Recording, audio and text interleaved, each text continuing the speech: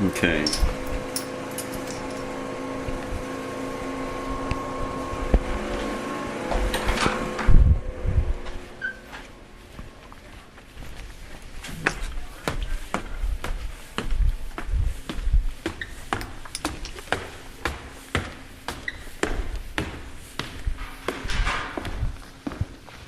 Yeah, I think Russ gave some pretty good ideas. No, I mean, I don't want, you had mentioned, we talked one of the first times, you're like, I don't want to get a lot of people involved, just two of us talking. I don't want Russ interfering with it, but I just thought he had some good insights. He's very valuable. He's a storyteller. He gets. Yeah. He gets. No, I'm not at all uncomfortable having him. Good. And I'll keep talking to him. Yeah, I mean, whenever you think it's helpful, Yeah, I don't want to get us off track, but I just think his insights are. Yes. No. So let's do this. Let's take on one other, just sort of broad category, and just pick. Hit two that we certainly ought to talk about. We need to start doing some kind of grown-up, kid, thing. Early memories, family, and we also ought to start talking about the Trump stuff and getting me, focused on how you want to talk about that. Yeah. And we can. And we got to hit the riots. We've got the riot thing. So honest to God, I need all of those things, and I just want to exploit my presence here and get and I'm back. And I got to figure out what I could have. I was pretty high octane earlier. Now after lunch, I'm feeling a little big thing. I'm running out of gas, but I'll. What's the best one to talk about? I mean, it doesn't really matter because you got to get them all. But and we don't have to finish it. But let's. I mean, if you have another half hour, 45 minutes. I got as much time as you want. I took the whole day off because I knew we need to get rolling. And, I hadn't had any time at all. And I was like, while you're here, let's knock it out. Yeah, no, that's my attitude as well. So I think the riots. Let's hit that. You one want to start talking about the easier. Okay. So let's do this again. Let's do it chronologically. So start with literally the first time you hear that there's some issue. What is it that you're doing when you get the first inkling that there's some kind of problem? So, and I don't know the dates exactly. We'll get the dates. Saturday. Yeah. When there was a game, an Orioles game, and there was a little bit of a disturbance where there were some smaller crowds that were breaking some windows, and they actually flipped over a police car and caused some disturbances in the city. And I thought to myself immediately, this is a powder keg that's, I believe, could become much more explosive. And I did a number of things right then. Okay, let me stop you 1 second just for some context. Where is this in relation to Freddie Gray? So Freddie Gray, had died. Okay, so I probably need to take you a little back before this. You knew about the Gray case before there was any disturbance. Yeah, the Freddie. So we were well aware of the Freddie Gray case. We knew it was a very volatile case because we had this young man that was in custody. He was already in the hospital. The thing that precipitated all the riots was Freddie Gray's death. Right, and this was getting national coverage at this point.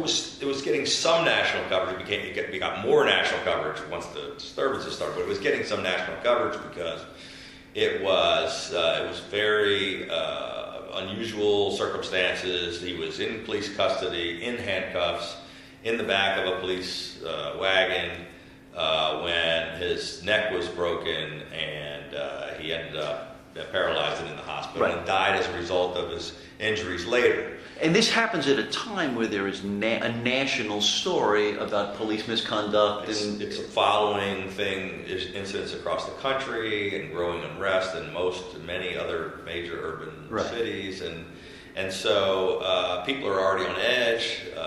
Black Lives Matter is Black Lives Matter is becoming more and more of an issue, and so it's a potential major issue that I see brewing.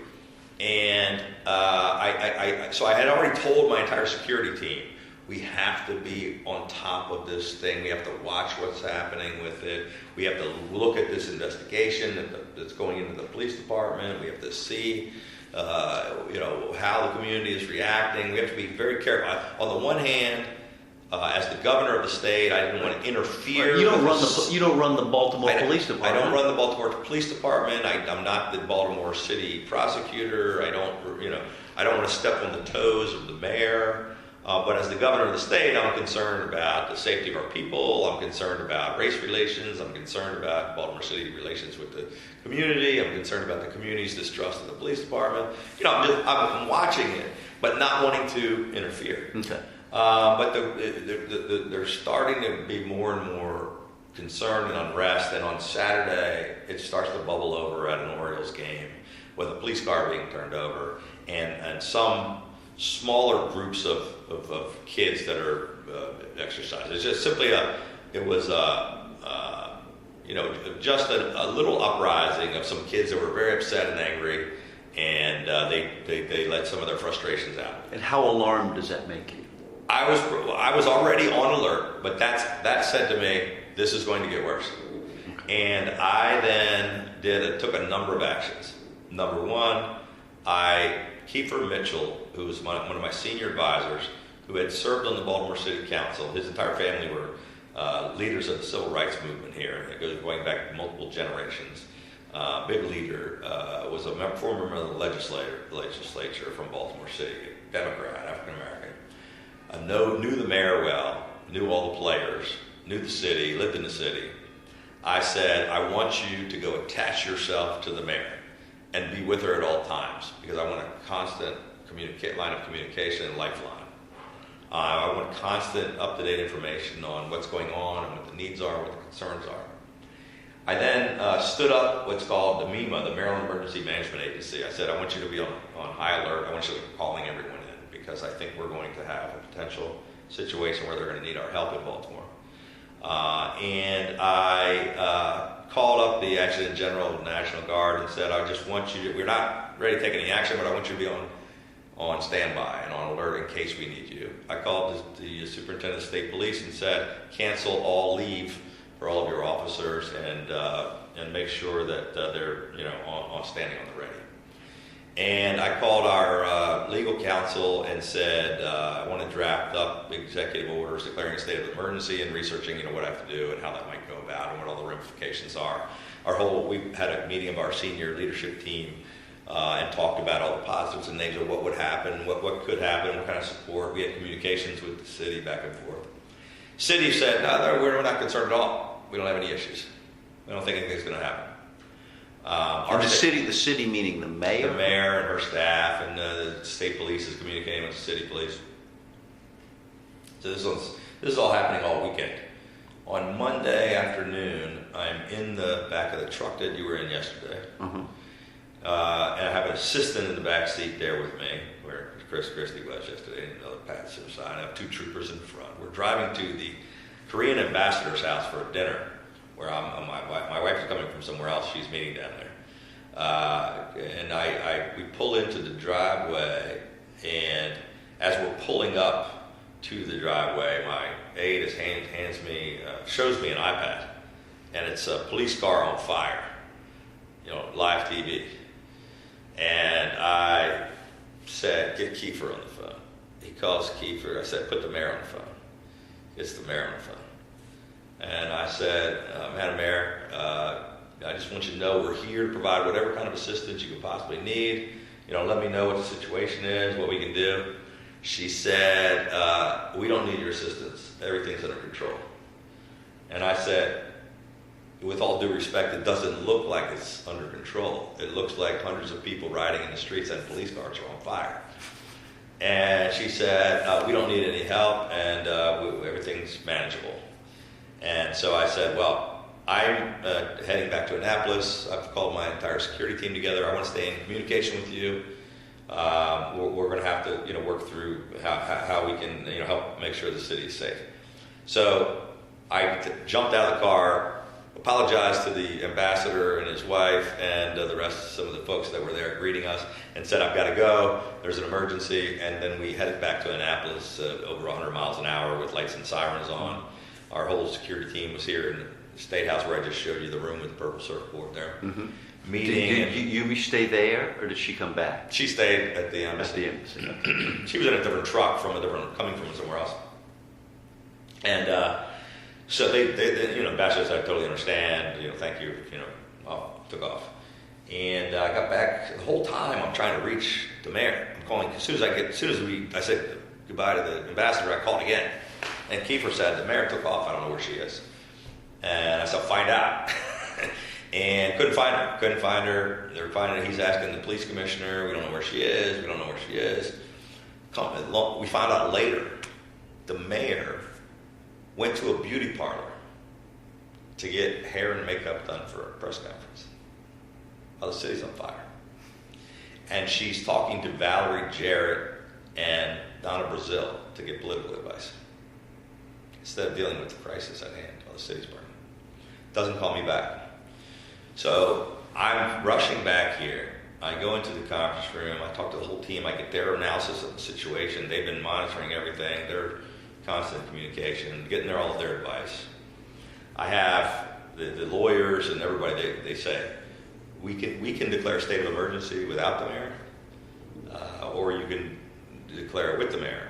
And we think it's probably better for you to have the mayor request. What is this? Why do you want us? What does a state of emergency do? State of emergency allows us to come into the city. Mm-hmm. Normally the state police would not go into the city to do patrols. You could not alert and stand up the National Guard.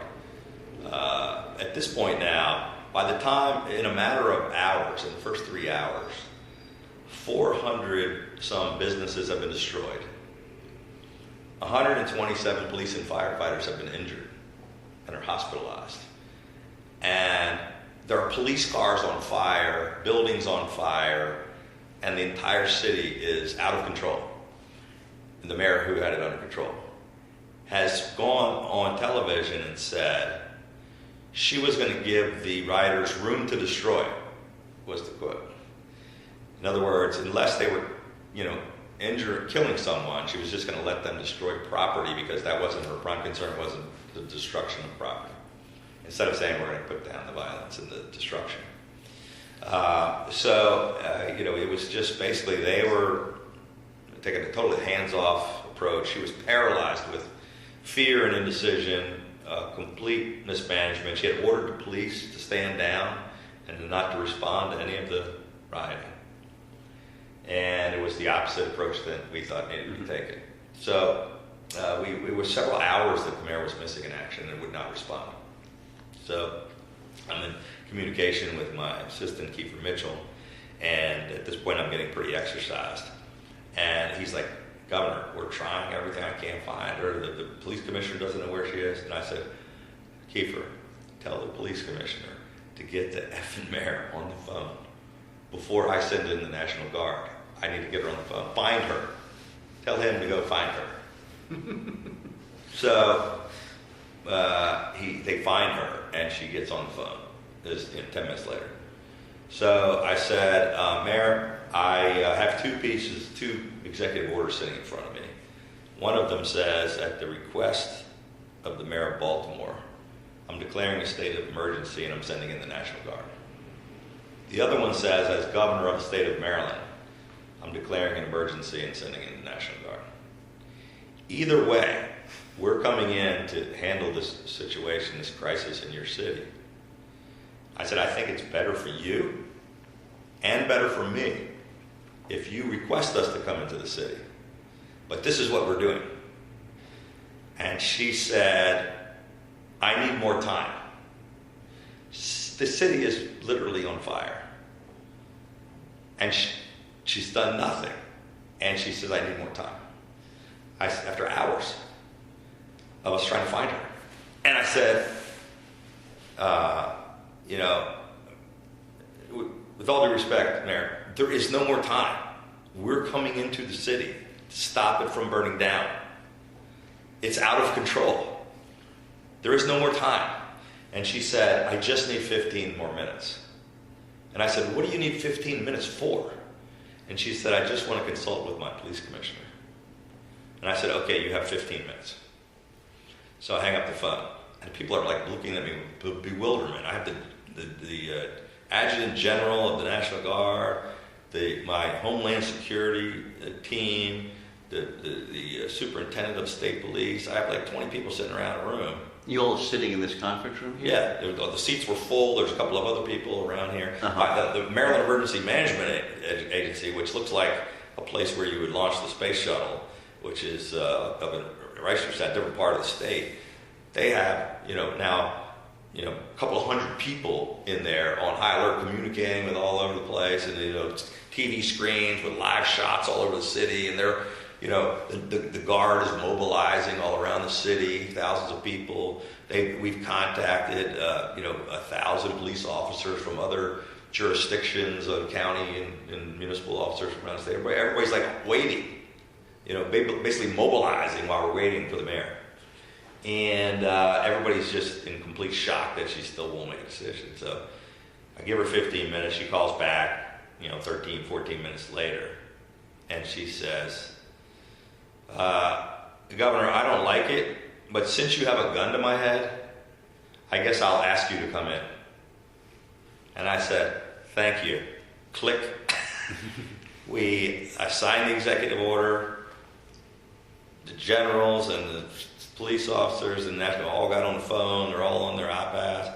We rushed to the Emergency Management Agency where there's hundreds of people. 4,000 guardsmen moved into the city. 1,000 police officers moved into the city. We went to MEMA, Maryland Emergency Management Agency, had a press conference. National, international news was there where I said we were declaring a state of emergency. We were sending people in.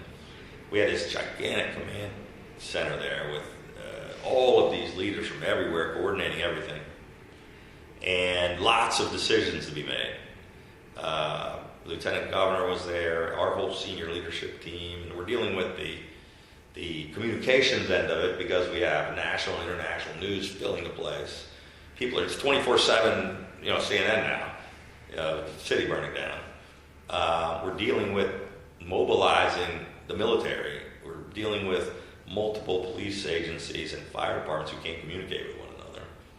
And we're dealing with a mayor who doesn't want to cooperate. And we're trying to rescue a city police and fire department that's under siege, that is ordered to stand down and is being bombarded by roving gangs. So it's just crazy. And so I'm meeting with the whole team. We make all the decisions. All kinds of things are going on, and there's 100 different decisions that have to be made. I'm making them like on the fly. Like, what do you have to decide? Things like what? Well, it's things like, well, first of all, are we calling up the guard? How many units are we calling? Are we calling the air guard or just the Army Guard? We decided to call both. Are we sending in, how many troopers are we sending in? Are we calling up the surrounding county jurisdictions? Are we calling up the sheriff's departments? Are we calling in fire departments?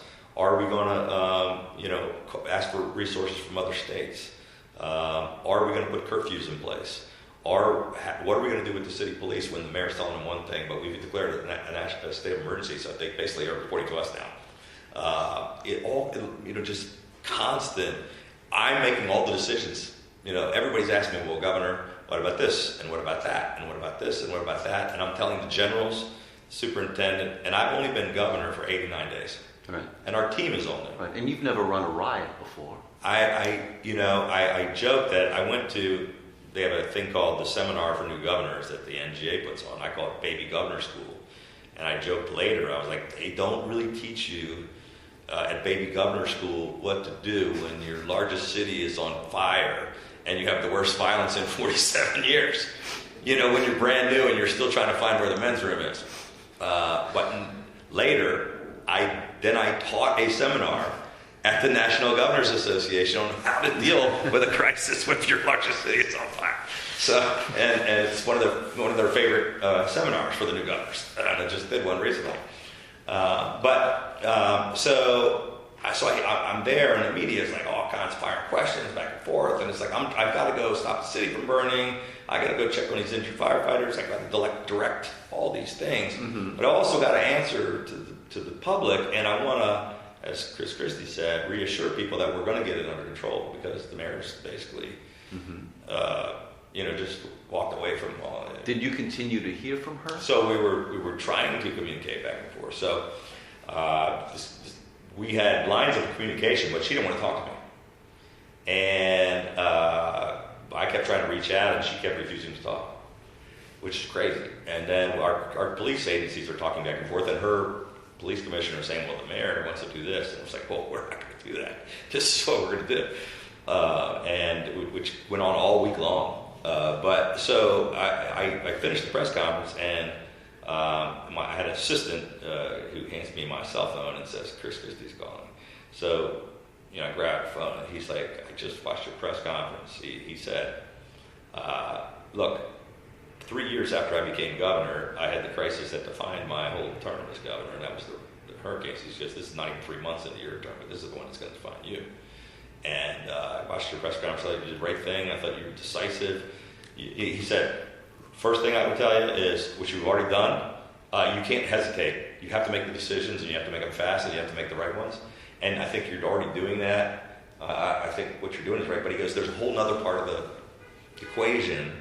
He said, you're not just the commander of everything that's going on, and the commander-in-chief, and making all those decisions and running the solutions to the problem. And he goes, you have to be the consultant-in-chief, and you have to make people feel that it's going to be okay.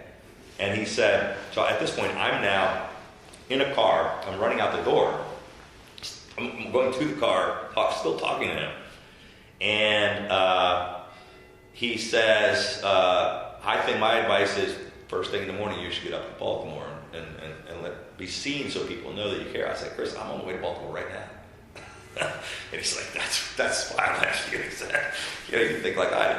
So I went into Baltimore. The very first thing I did, I went to shock trauma at University of Maryland Medical Center. Which That's called shock trauma. It's the most advanced one in the world, where they save so many lives. It's the worst of the most injured people. Get a medevac helicopter to shock trauma. They save lives, where they bring in teams of, it's like triage, where they have like 6 surgeons working on people. It's like the worst traffic accidents. Here they go to shock trauma.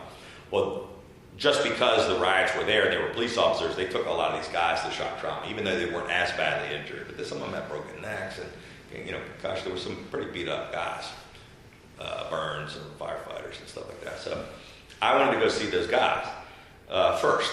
And so in the meantime, I had made decisions like, the general of our National Guard was the first African-American female general that we had selected just 90 days earlier. What is her name?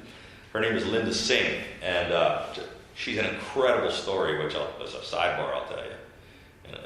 Don't get off track on my train of thought here, but it's a really good story. But she's incredible life story. And she was amazing during the riots.